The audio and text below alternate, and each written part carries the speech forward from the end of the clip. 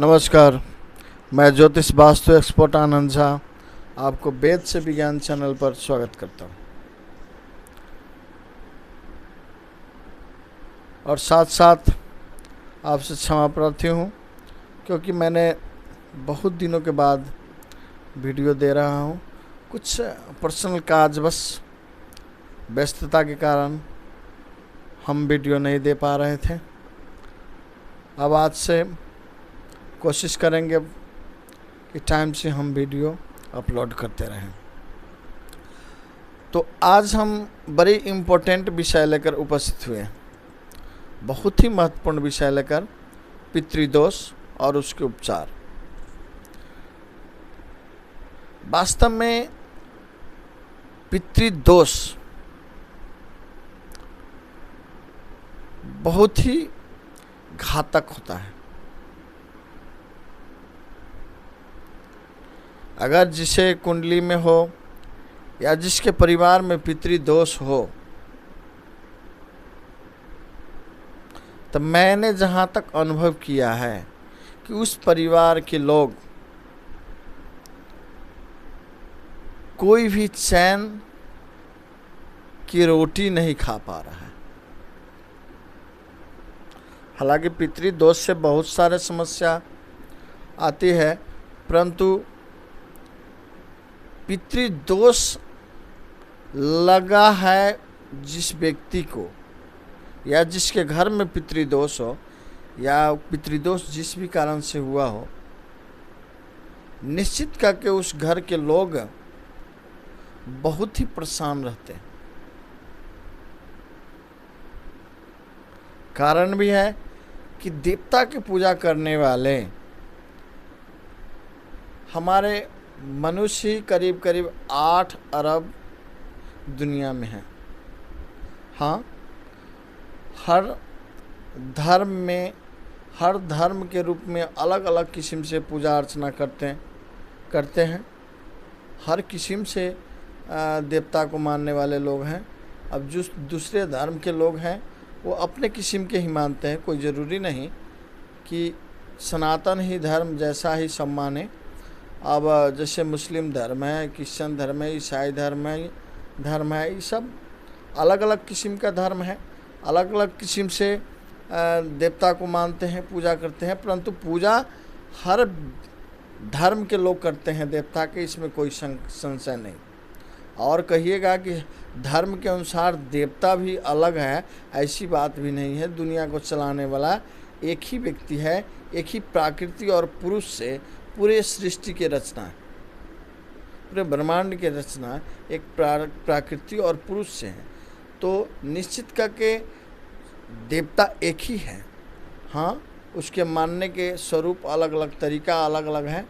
जैसे कि हमारे हिंदू सनातन धर्म में भी बहुत किस्म के तरीक़ा से बहुत ऋषि मुनि हुए हैं, बहुत राक्षस इत्यादि हुए हैं, बहुत राजा हुए हैं जो विभिन्न तरीक़ा से देवता के पूजा अर्चना किया करते थे। जैसे कोई अब तारकासुर है जो अपना रक्त से ही शिव का अभिषेक करने लगे। रावण को कहा जाता है कि अपने 10 सिर काट करके शिव पर अर्पण कर दिए। हालांकि ये सब कोई विधि नहीं, हठ योग है। तो ऐसा मतलब ऐसा किस्म के बहुत सारे पद्धति हैं, बहुत सारे व्यवहार हैं, बहुत सारा प्रमाण हमारे सनातन धर्म में है। देवता के विभिन्न किस्म से मानते हुए लोग आ रहे हैं। इसी जो तरीका में से कोई न कोई तरीका लेकर कोई अगला दूसरे धर्म बना करके और अपने आचरण कर रहे हैं। लेकिन ये निश्चित है कि सब धर्म के लोग देवता को पूजा करते हैं। इसलिए देवता के पूजा करने वाले कम से कम मानव ही 8 अरब के लपेट में हैं, अर्थात 8 अरब के करीब में हैं। परंतु आपके पितृ की पूजा करने वाला और आपके पितृ को याद करने वाला, आपके पितृ के तर्पण करने वाले सिर्फ आप ही हैं, दूसरा कोई नहीं है। इसलिए जिस पितृ के दिया हुआ आप भोजन कर रहे हैं, अर्थात उनके ही संपत्ति पर आज आप संपत्तिमान हैं, आप धनवान हैं, तो अपने पितृ के प्रॉपर्टी पर है, पितृ के संपत्ति पर है। साथ ही आपके शरीर भी पितृ के दिया हुआ शरीर है और आप उसी पितृ को याद नहीं कर रहे हैं, तर्पण नहीं कर रहे हैं, पूजन नहीं कर रहे हैं, तो निश्चित है पितृदोष तो लगना है। और पितृदोष जिसके घर में हो गया, साबित हो गया, या जिसके कुंडली में साबित हो गया, जिस व्यक्ति के कुंडली में पितृदोष अगर साबित हो गया, तो निश्चित है कि वो व्यक्ति अपने जीवन में सुखी से अपना जीवन यापन नहीं कर सकता। निश्चित दुखी तो रहना है। अब पितृदोष से क्या क्या क्या होता है, तो मैं पहले कहूँगा कि पितृदोष लगने वाला व्यक्ति जो है, चाहे जिसके घर में पितृदोष लगा है, उसके घर में कौन कौन सा समस्या नहीं है, यानी हर प्रकार की समस्या पितृदोष से हो सकता है। जैसे किसी को परमानेंट काम नहीं लगना, किसी को परमानेंट व्यापार इत्यादि नहीं हो पाना, व्यापार इत्यादि में अच्छा से प्रॉफिट नहीं हो पाना। उसके बाद में शरीर में विभिन्न किस्म से शरीर अशक्त रहना, निरोगी न रह पाना, संतान, पुत्र संतान इत्यादि को प्राप्ति न होना, अधिकांश इस कन्या के जन्म होना उस परिवार में, साथ ही समय पर उस परिवार के लोगों को विवाह नहीं हो पाना, घर में हमेशा एक दूसरे से खटपट, एक दूसरे से लड़ाई लड़ते रहना, अर्थात घर में शांति न होना, और विभिन्न किस्म से समय समय पर क्या कहते हैं कि कोई न कोई बाहरी शोक, बाहरी दुर्घटना होते रहना, बार बार आर्थिक क्षति होना, बार बार घर में एक्सीडेंट होना, है ना, इत्यादि बहुत सारा समस्या पितृदोष से हो सकता है। सबसे पहला बात है कि युवा जो घर में है, लड़का हो या लड़की हो, एक तो टाइम पर विवाह नहीं होने देता, और विवाह होने के बाद भी टाइम पर संतान नहीं होने देता, और संतान तो है परंतु पुत्र संतान को समय पर न होने देना, ये भी पितृदोष के प्रमुख लक्षण। बहुत ऐसा लोग है जिसको तो क्या कहते हैं कि वंशी समाप्त कर देता है पितृदोष के कारण से। इसलिए पितृदोष सबसे बड़ा दोष है। आप देवता को पूजा करें या न करें, कारण कि देवता के पूजन करने वाले बहुत लोग हैं। हाँ, देवता की पूजा आप श्रद्धा से देवता को पूजन करें। मैं तो कहूँगा कि देवता को भी पूजा करना चाहिए और पितृ को भी पूजा करना चाहिए।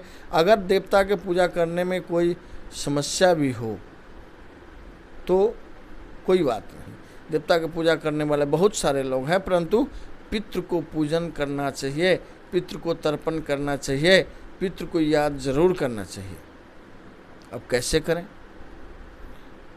तो एक तो है कि जिस दिन आपको पितृ, जैसे आपको पिता को स्वर्गवास हुआ है या आपको पिता माता को स्वर्गवास हुआ है, उस तिथि को ब्राह्मण भोजन कराएं। ब्राह्मण को भोजन न कराना हो न कराएं, परंतु कोई भूखा को भोजन कराएं, अन्न दान दें पितृ के नाम से।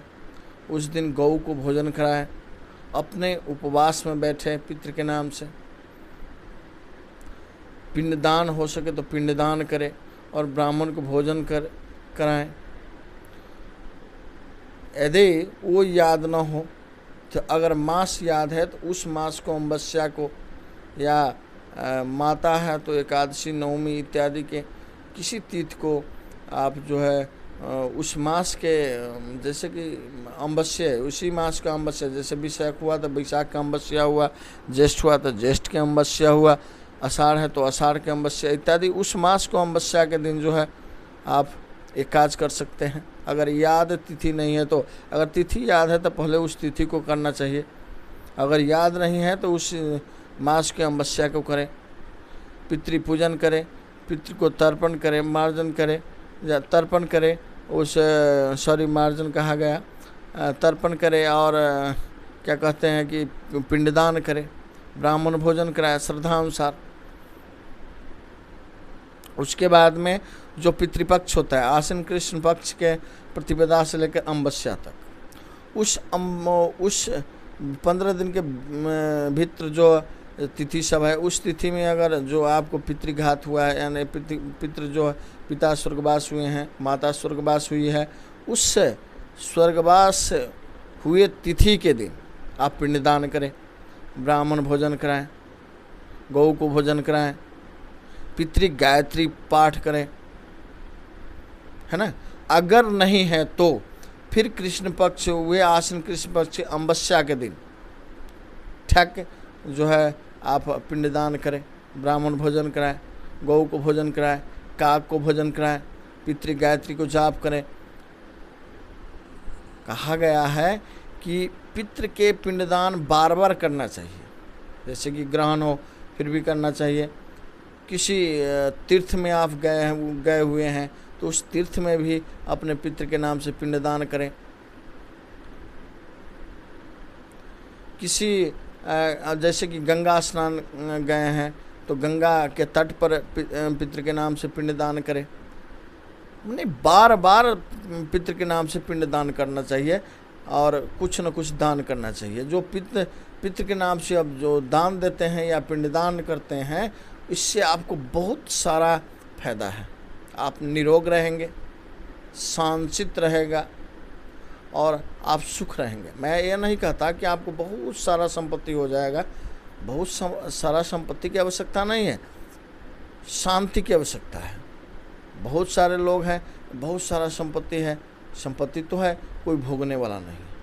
संपत्ति तो है, परंतु डॉक्टर ने बोल दिया है कुछ नहीं आप खा सकते, आप भोग नहीं सकते हैं, आपके भोगने वाला नहीं है, फिर आप संपत्ति लेकर क्या करेंगे। इससे तो अच्छा है कि आपको संपत्ति भले ही कम हो परंतु आपको भोग हो, यानी हर चीज़ खा सकें, हर चीज़ लगा सकें और भोगने वाला भी हो, यानी आप भी भोग करें और आपके पश्चात आपकी संपत्ति भोगने वाला भी हो, अर्थात आपका संतति भी हो, तो वो संपत्ति और जीवन सफल है। और ये सब घर में शांति हो। अब घर में बाहर से आप आएँ और घर में आने के बाद में जो है आप अशांत हो गए, घर में जो पिट इत्यादि हमेशा कोई न कोई कला, किसी बेवजह कला शुरुआत हो गया, आप अशांत हो गए। घर में तो आए लेकिन अशांत हो गए, ठीक से सो नहीं पाए, ठीक से नींद नहीं हुआ, ठीक से कोई बात नहीं कर पाए, तो फिर उस संपत्ति को क्या मतलब कि आप जीवन में सुखी नहीं हुआ, आपको आप शांति ही नहीं रह पाए, तो फिर संपत्ति का मतलब ही नहीं है। इसलिए संपत्ति तो हम नहीं कहेंगे, परंतु पितृदोष शांति करने के बाद आपके घर में शांति आवश्यक होगी। आपके संतति संस्कार मय होगा, अर्थात आपको जो संतान होगा संस्कारी होंगे, आपके संतान पढ़े लिखे अच्छे कार्य करेंगे, साथ ही आपके वंश के भी वृद्धि होगा, आप निरोग रहेंगे, आपको हर चीज़ भोग करने की शक्ति, सामर्थ्य और परिस्थिति भी होगा। इसलिए आप पितृ शांति अवश्य करें। यही जो शनिवार जो है, शनिवार के दिन 27 गते है शनिवार, जो आश्विन कृष्ण पक्ष के अमावस्या तिथि है, शनि अमावस्या भी कहा जा सकता है। इस दिन बहुत ही सुंदर है कि आप पितृ शांति कर ले। अगर आपके कुंडली में पितृ शांति हो लिखा हुआ हो, या पितृदोष हो, या आपके घर में ऐसा कोई समस्या हो कि बार बार एक्सीडेंटल प्रॉब्लम होता हो, बार बार आर्थिक क्षति होता हो, बार बार शरीर में विभिन्न किस्म के बीमारी लग जाता हो, बार बार हमेशा अशांति घर में रहता हो, घर में शांति नहीं हो, घर में किसी से किसी के बात नहीं मिलता हो, बच्चे उद्दंड होते जा रहा हो, या बच्चे पढ़ाई छोड़ते जा रहा हो, या बच्चे बड़े बड़े हैं विवाह नहीं हो पा रहा हो, तो निश्चित करके इस शनिवार को जो आप अपने पितृ के नाम से पिंडदान करें, खीर भोजन बनाएं और पहले खीर काग को दें, गाय को दें, कुक्कुर को दें, और साथ में ब्राह्मण पिंडदान करके यथासंभव यथाशक्ति दक्षिणा दें, ब्राह्मण भोजन कराएं, और हो सके तो मार्ग अनुसार अगर ज़्यादा पितृदोष हो तो एक दो ब्राह्मण और नियुक्त कर करके पितृ गायत्री जो होता है, ओम देवता भे पितृभ्य महायोगी भे बचा नमः स्वाहाय स्वाधाय नित्यमेव नमो नमः इत्यादि जो मंत्र है, इसे पितृ गायत्री कहा जाता है। इस पितृ गायत्री के जाप करवाएं, कम से कम 25,000, 50,000, 1.25 लाख इत्यादि पितृ गायत्री के जाप करवाएं। निश्चित कर आप समस्या से बाहर निकलेंगे, आप समस्या से निवृत्त होंगे। तो फिर हम पुनः हम दशई अर्थात जो दुर्गा पूजा के विषय लेकर उपस्थित होंगे। तब तक के लिए नमस्कार। ओम नमः शिवाय।